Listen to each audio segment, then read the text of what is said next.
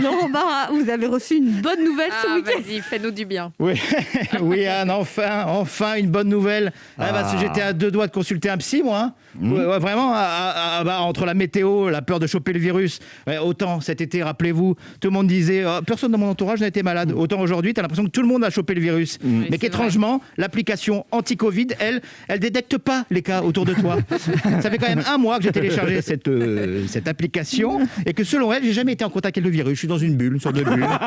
Dans une bulle, on me protège. Olivier Véran me protège. C'est Olivier Véran.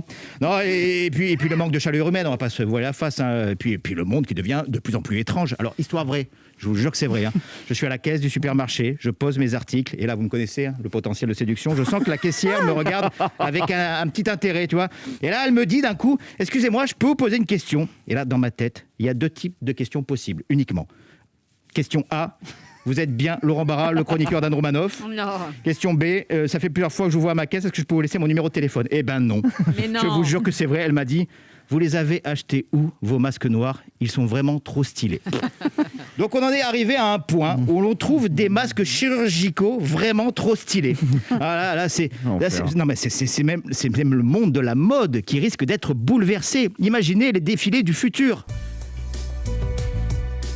Notre mannequin porte un masque FFP1 collection Cluster automne-hiver. Parfaitement assorti à sa blouse et ses crocs d'infirmier. Non, psychologiquement, ça, je vous jure, Anne, ça m'a enfoncé. Ajoutez à ça la perspective de plus en plus probable de fêter Noël avec ma famille par FaceTime. Joyeux Noël, non, je n'ai plus de réseau. Non, bis, joyeux, j'ai plus de réseau. Le réseau merdique, non. Vous me direz, ça m'évitera de débattre avec mon oncle sur le documentaire Hold Up. Ah, ça l'a foutu en l'air, ce truc. Déjà qu'il n'avait pas la lumière à tous les étages, mais là, coupure générale. Le virus a été créé par l'hôpital Pasteur pour se débarrasser des plus pauvres. Et c'est très crédible. La preuve, il y a Douste-Blazy qui parle dedans. Non, Philippe Douste-Blazy qui a quand même demandé à être retiré du documentaire. Il croyait que c'était une interview pour France Télévisions. Alors j'ai cherché une meilleure vanne à ça, mais il n'y en avait pas. Non, je vous parlais de bonnes nouvelles tout à l'heure. Eh bien oui, dimanche, j'étais au parc en train de sortir mon chien imaginaire, hein, comme les 850 nouveaux amis des bêtes autour de moi. Et j'ai reçu une notification sur mon téléphone m'informant que le nombre d'entrées en réanimation avait légèrement diminué, que le confinement commencerait à porter ses fruits.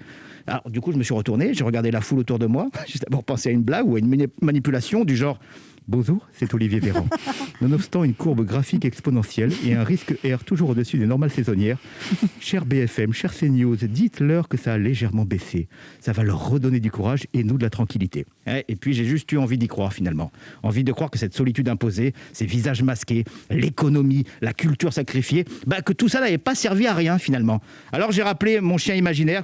Ben H. Je suis rentré chez moi presque en souriant, en me disant qu'aujourd'hui, même la plus infime des bonnes nouvelles devenait comme mon masque, vraiment trop stylé.